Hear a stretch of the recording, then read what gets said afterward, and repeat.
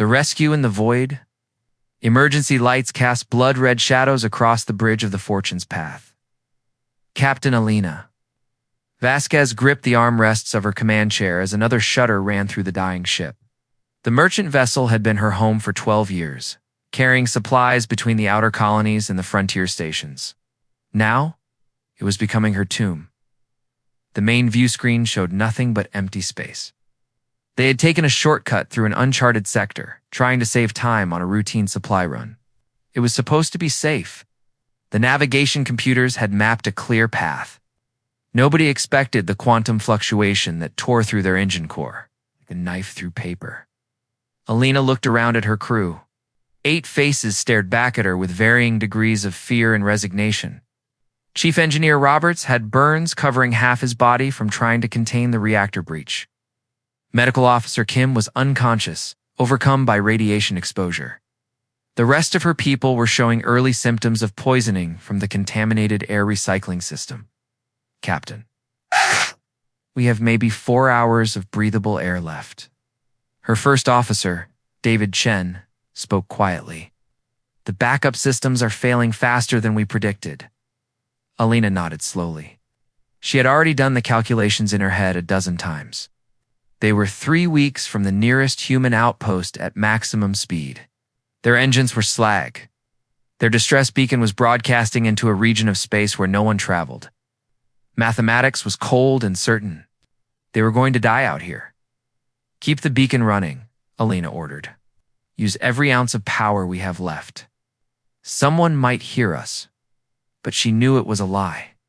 This sector was avoided by all known spacefaring species.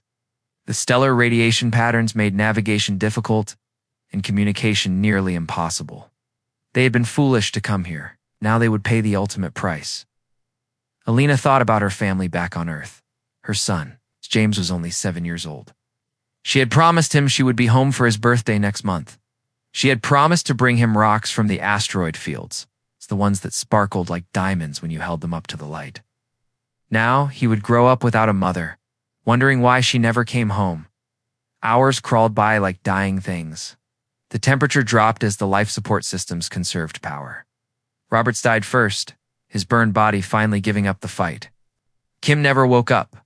The others huddled together in the bridge, sharing body heat and memories.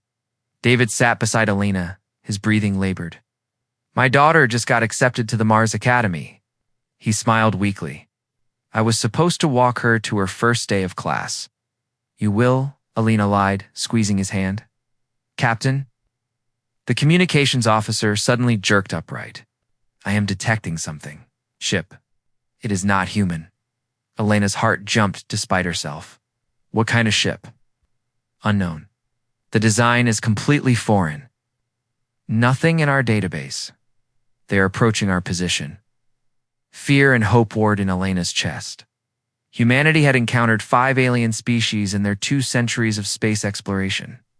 3 had been peaceful. 1 had been hostile. 1 had simply ignored humanity entirely. First contact protocols were clear. But protocols meant nothing when you were dying.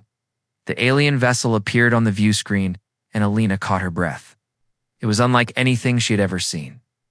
The ship resembled a massive flower, with 6 petal-like structures surrounding a central core. The hull seemed to shimmer with iridescent colors that shifted and flowed like oil on water. It was beautiful and utterly alien. A transmission came through. The translator software struggled with the language, producing choppy, insect-like clicking sounds before settling into something comprehensible. Human vessel Fortune's path. This is the Azari tradeship Prosperity's wing. We have received your distress signal. Your vessel is critically damaged. Do you require assistance? Alina's voice shook as she responded. Yes. God, yes. We have 8 crew remaining. Radiation exposure, life support failure, and critical injuries. We need immediate help. There was a long pause. Alina could hear strange clicking and buzzing sounds in the background of the transmission, like a hive of insects communicating in rapid bursts. Finally, the alien voice returned. This is Merchant Queen Zalara of the Azari. Human captain, you must understand our situation. The Azari have strict customs regarding interference with other species. We are traders and travelers, but we do not involve ourselves in the affairs of others. This is our oldest law. Alina felt her hope crumbling. Please, we are dying. We have done nothing to harm you. We just need help. I know, the alien voice said. And there was something in the tone that sounded almost sad. My crew and I are debating. This has never happened before. We have never found another species in such desperate need. Our laws say we should leave you. That interference brings only complications and consequences. Then why did you stop? Alina asked. Because laws and morality are not always the same thing, Zalera replied. Wait, we are deciding. Alina looked at her crew. David's eyes were closed, his breathing shallow. The young navigator, Sarah Collins, was crying silently. They had minutes, maybe an hour at most. The alien ship hung in space before them, a beautiful, impossible thing that held their only chance at survival. The transmission crackled back to life. Human captain, I have spoken with my crew. We have voted. The vote was not unanimous, but the majority has decided. We will help you. We will face the consequences of breaking our laws, but we cannot leave you to die in the void. Prepare for docking. Alina felt tears streaming down her face. Thank you. Thank you so much. Do not thank us yet, Zalera said. You do not know what this will cost us. The Azari ship maneuvered alongside the Fortune's path with incredible grace. A docking tube extended, connecting the two vessels. The airlock cycled open and Alina got her first look at the aliens who had chosen to save them. The Azari were like nothing she had imagined. They stood on four legs, with bodies covered in chitinous plates that reflected light in shimmering patterns. Their heads were angular and insectoid, with multiple eyes arranged in clusters. 4 arms extended from their torsos, each ending in delicate manipulators that moved with surprising precision. They were both beautiful and alien, creatures from a world Alina could barely imagine. Merchant Queen Zalara approached Alina directly. She was larger than the other Azari, with plates of deep purple and gold covering her carapace. When she spoke, her mandibles moved in complex patterns and her voice came through a translation device that hung around what might have been her neck. Captain Vasquez, we must move quickly. Your people are very sick. Our medical technology is different from yours, but we will do what we can. The Azari crew moved with efficient purpose. They carried the unconscious and dying humans to their medical bay, a chamber filled with strange crystalline structures that hummed with energy. The Azari doctors worked with their 4 arms in perfect coordination, applying treatments that looked like nothing in human medicine. Alina watched as they saved her crew one by one. David's color returned as they purged the radiation from his system. Sarah stopped crying as the pain left her body. Even Roberts and Kim, who Alina had thought were beyond help, showed signs of recovery under the alien care. Ours became days. The Azari not only treated the humans, but also repaired the Fortune's path. They worked tirelessly, asking for nothing in return, speaking little except to coordinate their efforts. On the 3rd day, Zillara invited Alina to her private chambers. The room was filled with strange artifacts and glowing screens that displayed information and symbols Alina could not read. Your ship is repaired, Zillara said. Your crew is healed. You can return home now.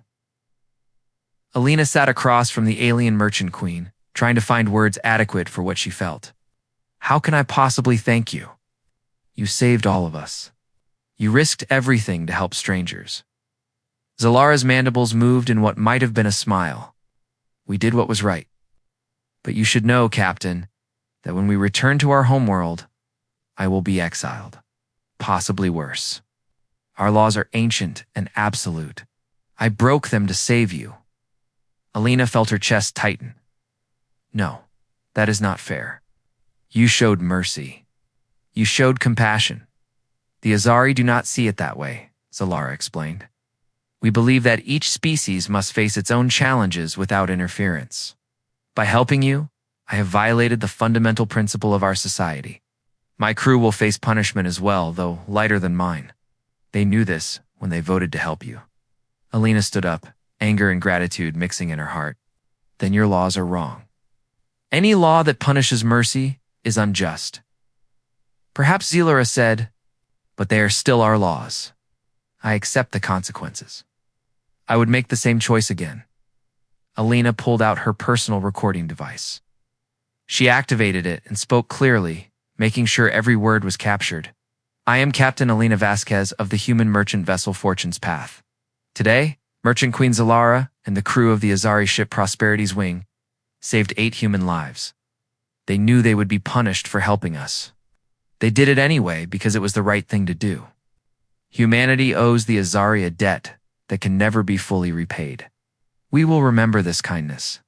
We will remember these people who chose compassion over law. And if the Azari ever need help, any help at all, humanity will answer. This I promise on my life and on the honor of my species. She stopped recording and handed the device to Zelura. Keep this. I do not know if we will ever meet again. I do not know if my promise means anything to you. But humans remember debts. We teach our children about the people who helped us. Someday, somehow, we will repay this. Zalara accepted the device with one of her delicate manipulators. I do not understand humans fully, Captain, but I hear the sincerity in your voice. I will keep this recording. Perhaps it will comfort me in exile. The next day, the Fortune's Path departed from the Azari ship. Elena's crew had made a full recovery. Their vessel was running better than it had in years. They were going home to their families, to their lives, to futures they thought they had lost. Alina stood on the bridge and watched the beautiful flower-like ship grow smaller in the view screen. She thought about the alien who had sacrificed everything to save strangers. She thought about her son James and the story she would tell him. She thought about the promise she had made. David stood beside her. Do you really think we will ever see them again? Alina touched the backup copy of her recording, stored safely in the ship's permanent database. I do not know. But if they ever need help, if they ever call for us, I hope humanity remembers. I hope we prove worthy of what they did for us, 30-5 years later. That hope would be tested in ways Alina could never have imagined. The promise she made in a moment of gratitude would shake the foundations of galactic politics and teach the universe something about humanity that would echo across the stars for generations. But that story was still to come. For now, 8 humans flew home through the darkness of space, alive because one alien had chosen mercy over law, compassion over consequence, and righteousness over rules. The distress signal the archives deep beneath the Azari planetary capital held records stretching back 10,000 years. Navigator Thressa moved through the crystalline corridors with practiced ease, her forelegs carrying her silently across the polished floor. She was searching for something specific, though she was not entirely sure what. Her grandmother had been Merchant Queen Zalara, the infamous lawbreaker who had been exiled for helping alien creatures called humans. Thressa had been barely hatched when it happened, but the story had followed her family like a shadow. Her mother had lost her trading license. Her siblings had been denied positions in the merchant guilds. The shame of Zalara's choice had tainted 3 generations of their lineage. Now, 35 years after that incident, Thressa worked as a low-level navigator on supply ships, a position far beneath what her talents deserved. The Azari had long memories and longer grudges, but everything was about to change. 2 months ago, the Vrax Collective had appeared at the edge of Azari space without warning or explanation. They were a species unlike anything the Azari had encountered before. Massive bipedal creatures encased in biomechanical armor that made them look like walking war machines. They communicated rarely, and when they did, it was only to demand submission. The Varrox had given the Azari one simple choice: surrender your worlds and your resources, or be destroyed. The Azari Council had tried negotiation. They had offered trade agreements and compromises. They had appealed to reason and mutual benefit. The Vrax responded by destroying 3 outer colonies, killing millions of Azari in a matter of hours. Their warships were technological marvels. armed with weapons that could crack planets and shields that seemed impenetrable. Now the Vraks. Fleet was approaching the homeworld itself. The Azari Defense Forces were brave, but hopelessly outmatched. They had managed to slow the invasion but not stop it. Projections gave them 2 weeks, maybe 3, before the homeworld fell. Thressa had come to the archives because her grandmother's final message had mentioned storing something important here. Something about the humans she had saved. Thressa did not know why it mattered, but she was desperate enough to chase even the faintest hope. She found the storage. Crystal in a forgotten corner of the exile records. It was small, designed for human technology rather than Azari systems. She had to use an old universal adapter to access its contents. The voice that emerged was alien and strange, speaking through primitive translation software. But the emotion was unmistakable. I am Captain Alina Vasquez of the human merchant vessel Fortune's Path. Today, Merchant Queen Zalara and the crew of the Azari ship Prosperities Wing saved 8 human lives. THRSA listened to the entire recording twice. She heard the human woman's promise. She heard the raw sincerity and gratitude. She heard words that her people had dismissed as meaningless. The emotional ramblings of primitive aliens who did not understand the sophisticated complexities of galactic society. But Thressa heard something else too. She heard a promise that sounded absolute and unbreakable. She made inquiries through the communication networks. It took days to find current information about humans. They had expanded significantly in the past 3 decades, establishing dozens of colonies and trade routes. They had developed new technologies and new ships.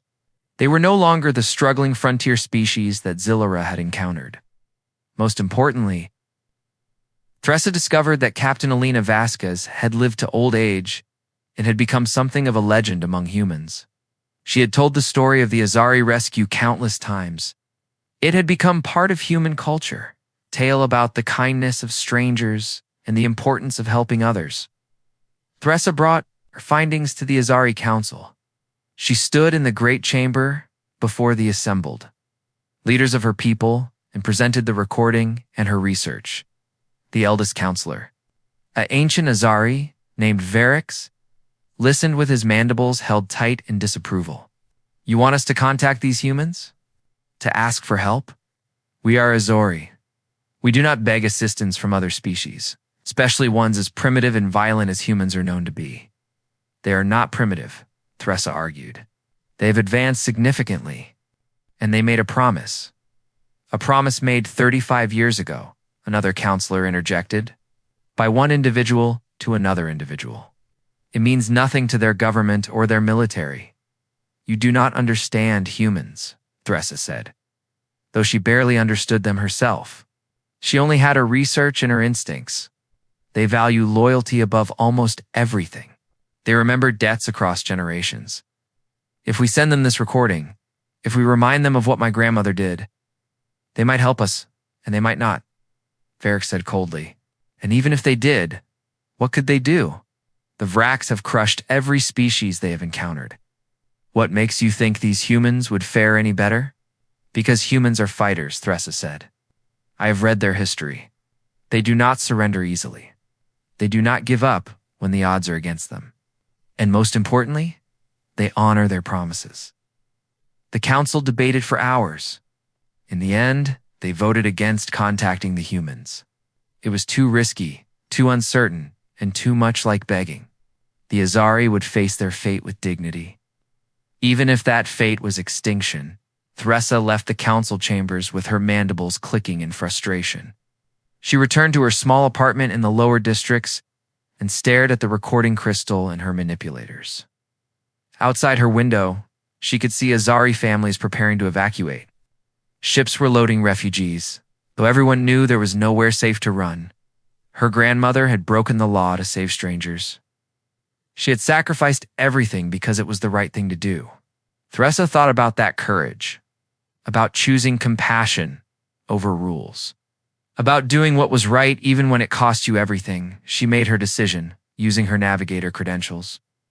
Thressa accessed the long-range communication array.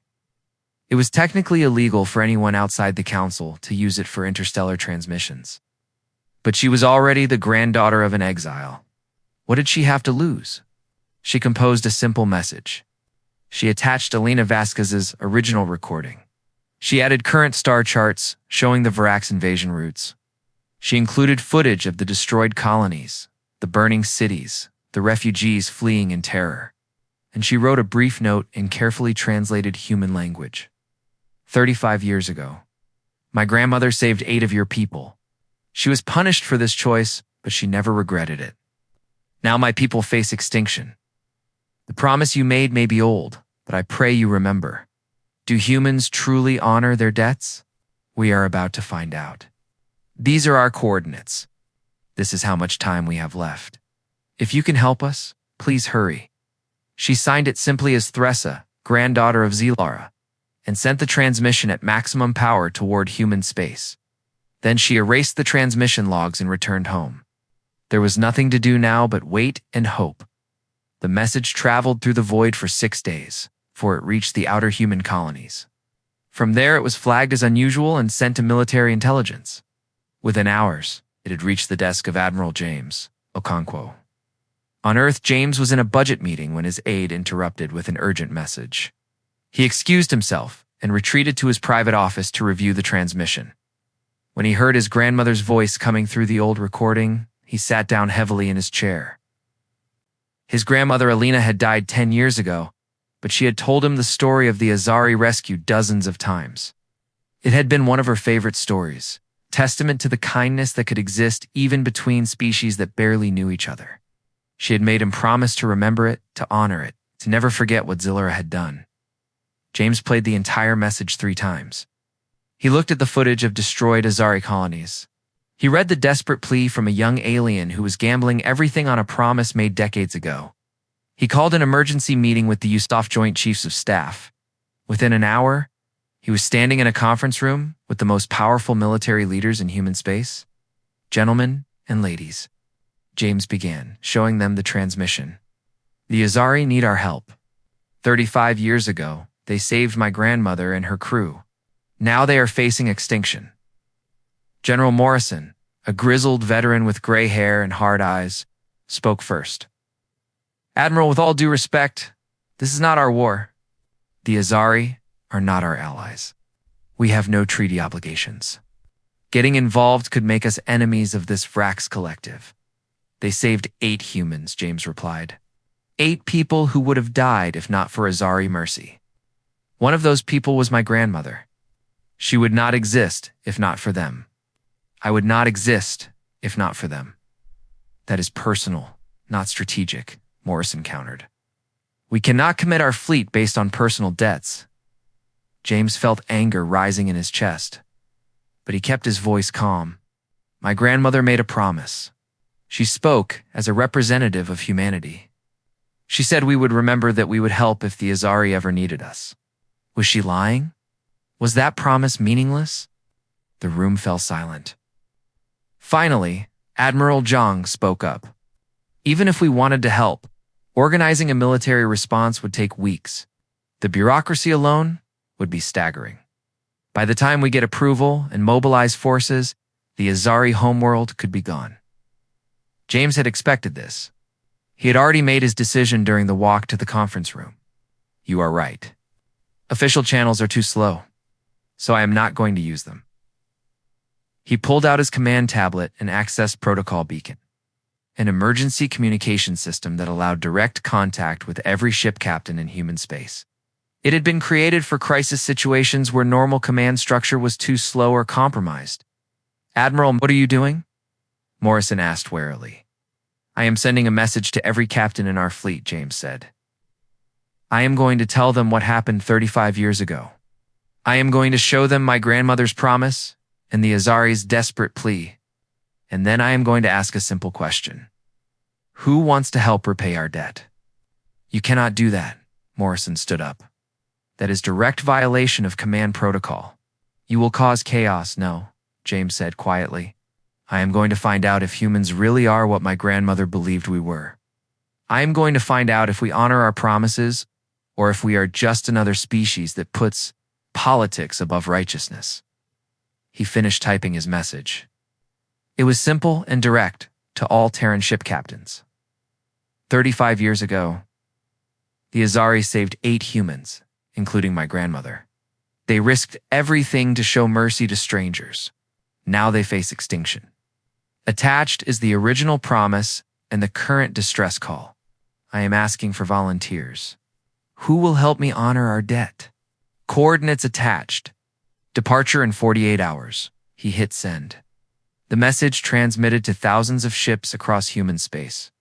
Military vessels, cargo haulers, mining ships, passenger transports, exploration vessels, even private yachts. Every single ship with a registered human captain received the message. For 10 seconds, nothing happened. Then James's tablet started beeping. One response. Then another. Then 10. Then 100. The responses came flooding in so fast, the system started to lag, Captain. Williams of the Destroyer, Righteous Fury. My grandfather served under your grandmother. Count me in, Captain Thompson of the cargo ship, Big Dreams. Not military, but I have got weapons, and I have got heart. See you there, Captain Rodriguez of the passenger liner. Stellar Hope. I am dropping passengers at nearest station and coming with full speed.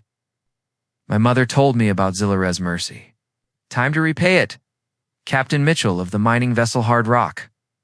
We have got industrial cutters that can probably hurt enemy ships. On our way, the responses kept coming. Military captains requesting immediate reassignment. Civilian captains abandoning their routes. Even a prison transport sent a message saying the warden and guards had voted to help. And surprisingly, so had the prisoners. General Morrison stared at the flood of responses in shock. This is mutiny. Mass insubordination. You have just caused the biggest breach of military discipline in human history. James smiled. No, General. I just reminded our people who we are. Within 24 hours, over 400 ships had committed to going to Azari space. They were organizing themselves without official orders, coordinating through civilian channels and personal networks. Supply lines were being established. Medical ships were grouping together. Combat vessels were forming tactical squadrons. The human military establishment had lost control of the situation. But the ships themselves had created something remarkable. A volunteer armada, united by a promise and driven by a shared belief that debts must be honored. James stood in his office and watched the fleet assembling reports. His career was probably over. He would face court-martial and possible imprisonment. But he did not care. His grandmother had made a promise, and he was going to keep it. His aide entered the office. Admiral, your flagship is ready. The Remembrance has been fully supplied. The volunteer fleet is ready to depart on your order. James nodded. Send the message. All ships. This is Admiral Okonkwo. Thank you for answering the call. We jump for Azari space in 1 hour. We are going to show the galaxy what humanity stands for. We are going to honor our grandmother's promise. And we are going to save our friends. The fleet departed on schedule. 412 human vessels of every size and type. Jumping toward a war that was not theirs, to save a species most of them had never met. All because one woman had made a promise 35 years ago in the Azari archives. Thressa received confirmation that her message had been received. She stared at the response in disbelief. They were coming. Hundreds of them. The humans were actually coming. She ran through the city streets, her 4 legs carrying her faster than she had ever moved before. She had to find her family. She had to tell them. Hope was coming across the stars, carried by a species that remembered kindness and honored debts even, when it cost them everything. The galaxy was about to learn something about humanity that would echo through history. When you help a human, they never forget. And when they come to repay the debt, they come in numbers that shake the stars. The Armada Arrives. The Vrock's commander Thurok stood on the bridge of his flagship, the inevitable end, and surveyed his conquest with satisfaction. The Azari homeworld hung before him like a ripe fruit, ready to be plucked. 3 weeks of relentless assault had broken their defenses. Their orbital stations were rubble. Their defense fleet was scattered and defeated. All that remained was the final bombardment and occupation. The Azari had been disappointingly weak. They had tried negotiation, plea bargaining, offering resources and technology in exchange for peace. They did not understand that the Varax did not negotiate. They took what they wanted and they destroyed anything that resisted. "Commander, we are detecting unusual hyperspace signatures," his sensor operator announced. Multiple contacts emerging at the system's edge. Thorok barely glanced at the display. "More refugees fleeing? Let them run. We will hunt them down later when we have secured this world, no, Commander. These signatures are different. Very different. I am counting over 400 vessels. They are not Azari designs." Thorak turned his attention to the tactical display. His biomechanical interface fed him data directly into his neural processors. What he saw made him pause. The ships dropping out of hyperspace were not refugees. They were arriving in military formation, spreading out in coordinated patterns that spoke of discipline and training. "Identify those vessels," Thorak ordered. The sensor operator worked quickly, scanning the newcomers. "Commander, I am getting identification codes now. They are human ships. Terran vessels. Military and civilian mixed. Still counting." Over 400 confirmed. Thorak accessed his knowledge database. Humans. A relatively minor species, technologically adequate but not impressive. No history of major conflicts. They maintained peaceful relations with most species they encountered. They were merchants and explorers, not warriors. "What are humans doing here?" Thorak asked. "The Azari have no alliance with them." "Unknown, Commander? They are broadcasting a message on all frequencies. Play it." A human voice filled the bridge, speaking through translation software. "This is Admiral James Okonkwo of the Terran Volunteer Fleet. The Azari are under our protection. You will cease all hostile actions immediately and withdraw from this system within 1 hour. Failure to comply will result in military action." Thorak stared at the message in disbelief. Then he began to laugh. His VSA's officers joined in, their mechanical voices creating a harsh chorus. The humans were threatening them? The species with no military reputation was demanding they withdraw? "Open a channel," Thorak ordered. "Let me speak to this admiral." The human face that appeared on his screen was older, with dark skin and hard eyes. He wore a military uniform decorated with symbols Thorak did not recognize. "Human Admiral," Thorak said, his voice dripping with contempt. "You have made a serious mistake coming here. This system is now Vrak's territory. You have no authority and no business interfering. Leave now, or we will add your ships to the debris field we have created." The human's expression did not change. 35 years ago, the Azari saved 8 humans. They risked everything to show mercy when they had no obligation to help.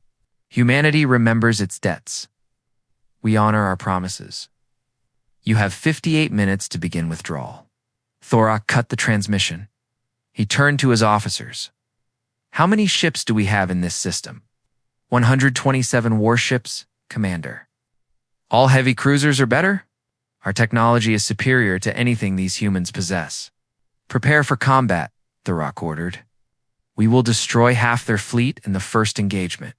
The rest will flee. Let this be a lesson about interfering in Vrak's conquests." The Vrak's fleet turned from the Azari homeworld and moved toward the human armada. Thorak had fought dozens of species. He had conquered worlds and crushed resistance fleets. These humans would be no different. He was wrong. The battle began as Thorak expected. His heavy cruisers surged forward, their massive weapons charging. The Vrak's ships were biomechanical marvels, grown and built in equal measure, with armor that could withstand incredible punishment and weapons that could vaporize smaller vessels. But the human ships did not try to meet them in direct combat. Instead, they scattered like a school of fish avoiding a predator. Then they swarmed.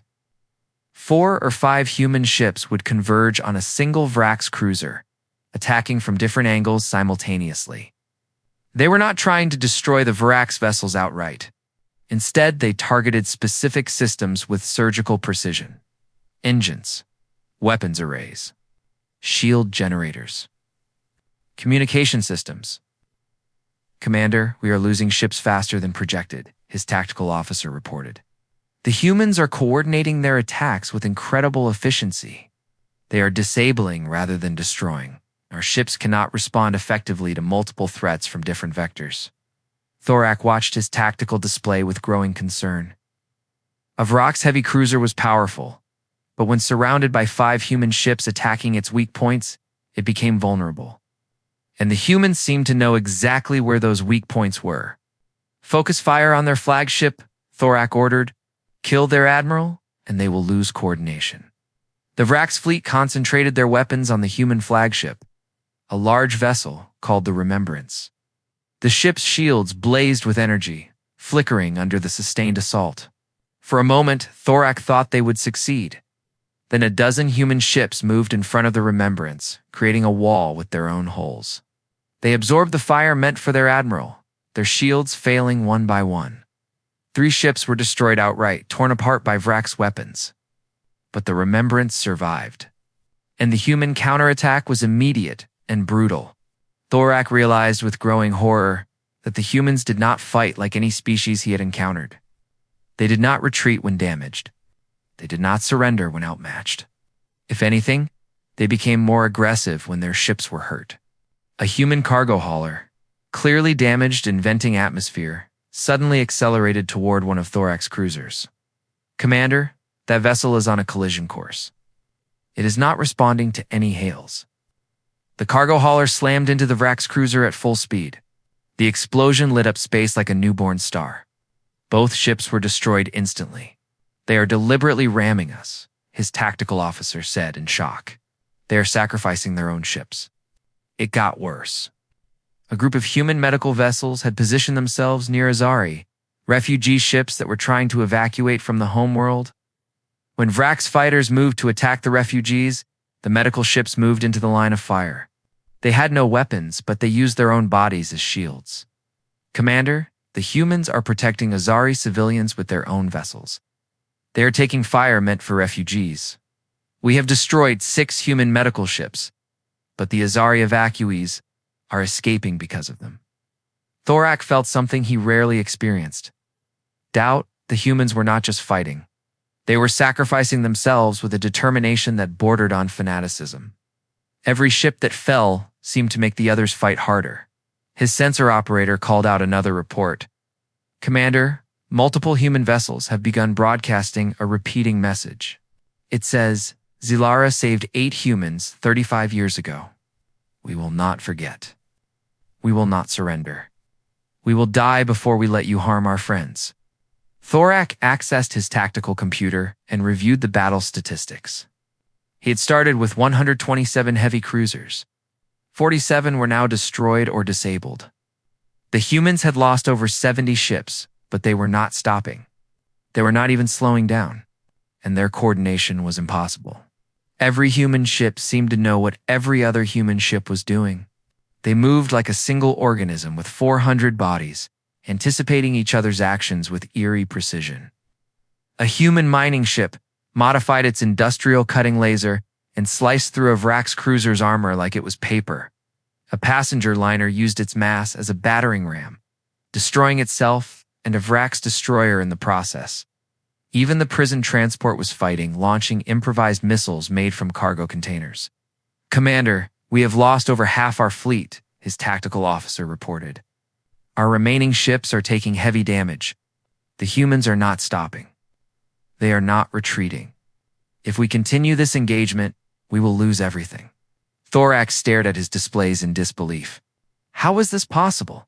The humans were inferior technologically. His ships were stronger, better armed, better protected. But they were losing. He finally understood. The humans were not fighting for territory or resources. They were fighting for loyalty, for honor, for a promise made 35 years ago by one woman to one alien. And that promise had brought 400 ships and thousands of humans willing to die to keep it. The Vraks were warriors. They understood strength and power. But they had never encountered anything like this. An entire species willing to sacrifice everything for a debt most of them had no personal connection to. Thorak made his decision. All ships, full retreat. We are withdrawing from this system immediately. Commander, we still have significant forces. We can continue to fight. No, Thorak said quietly. We cannot win this. These humans will not stop. They will fight until every single ship is destroyed. And even if we won, the cost would cripple our fleet. We are leaving. But the conquest, another officer protested, is over, Thorak finished. We have learned something valuable today. Some debts are worth more than worlds. Some promises are worth dying for. The humans understand this in a way we never have. The Vrak's fleet turned and fled. Behind them, the human armada held position, making sure the retreat was real. They did not pursue. They had won, but the cost had been staggering. On the Remembrance, Admiral James Okonkwo slumped in his command chair. Casualty reports were flooding in. 89 ships destroyed. Thousands of humans dead. The victory was real, but it felt like defeat. Admiral, we are receiving a transmission from the Azari homeworld, his communications officer said quietly. James straightened in his chair. Put it through. An Azari face appeared on his screen. She was young, with purple and gold plates covering her carapace. Her voice shook with emotion. Admiral Okonkwo, I am Navigator Thressa, granddaughter of Zilaro. You came. You actually came. You saved us. Your grandmother saved us first, James replied. We are just repaying the debt. Thressa's mandibles moved in what might have been a smile. My grandmother kept your grandmother's recording for her entire life. She played it on dark days, wondering if humans really meant what they said. She died 5 years ago, still wondering. I wish she could have seen this. I wish she could have known that her sacrifice mattered, that the promise was real. James felt tears in his eyes. She knew. Trust me, she knew.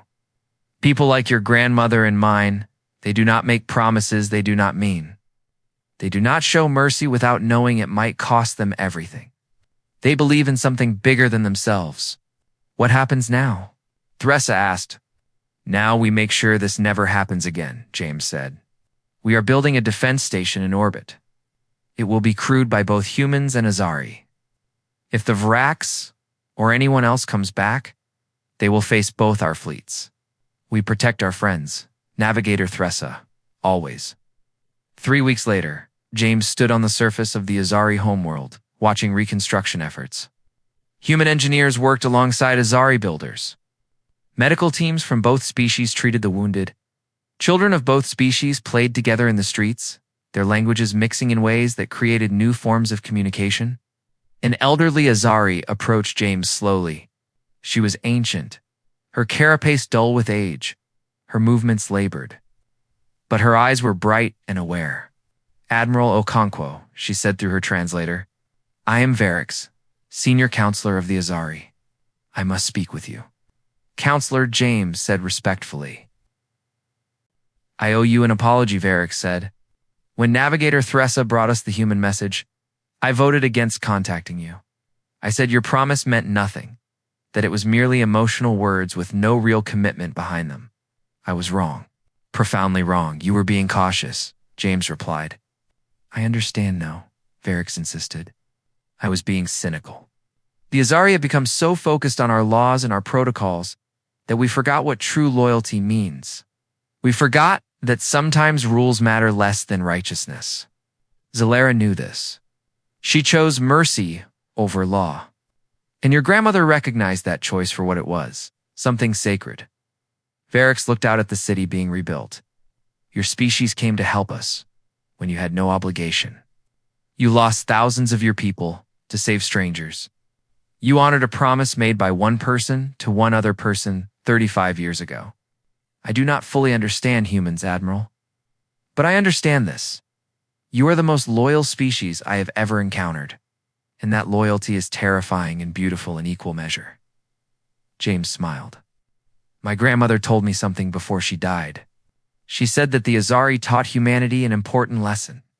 She said that kindness is never wasted, that mercy always matters, and that doing the right thing is more important than following the rules. Your people gave us that gift, Counselor. We just gave it back. That evening, James attended a ceremony in the central plaza. Thousands of Azari and hundreds of humans gathered to honor the fallen from both species. Names were read aloud. Human and Azari, warriors and civilians. People who had died protecting each other. Navigator Thressa stood beside James. She held an ancient recording device, the one her grandmother had kept for 35 years. "Admiral," she said quietly, "I want you to hear something." She played the recording. James heard his grandmother's voice, young and strong, making her promise to Zillera. He had heard it many times, but this time felt different. This time he heard it knowing the promise had been kept, the debt had been paid in full. "Your grandmother was right," Thressa said. "Humans do remember.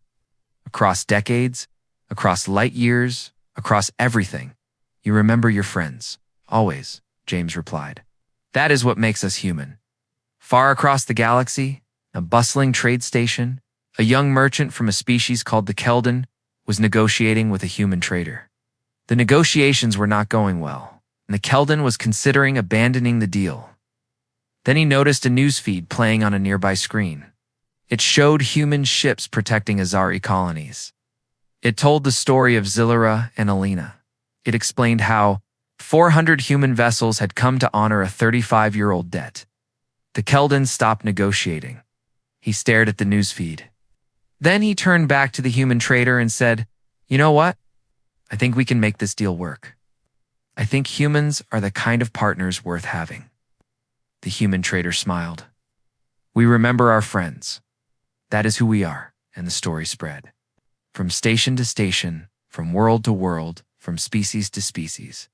Everyone heard about the humans who crossed the galaxy to honor an old promise. Everyone learned what it meant to help a human, even once, even long ago. The lesson was simple but profound. Humanity never forgets. Help a human, and you have made a friend for life. Harm a human's friend, you have made an enemy that will cross stars to oppose you. The galaxy had learned something about humanity that day. They had learned that behind the friendly merchants and peaceful explorers was a species with a capacity for loyalty that could shake the foundations of space itself. They had learned that humans might forgive many things, but they would never forget kindness. They would never abandon a debt. And in the years that followed, that knowledge changed everything. Because everyone now knew, if you help a human, even one human, even long ago, they will remember. And when they come to repay the debt, they come not with one ship, but with armadas that blot out the stars. The promise Alina Vasquez made to Zillera had become something bigger than either of them could have imagined. It had become a truth about humanity itself, a defining characteristic that would echo through galactic history for generations to come. We are human. We remember. We honor our debts. And we protect our friends no matter the cost. That was the message the galaxy learned. And the galaxy never forgot it.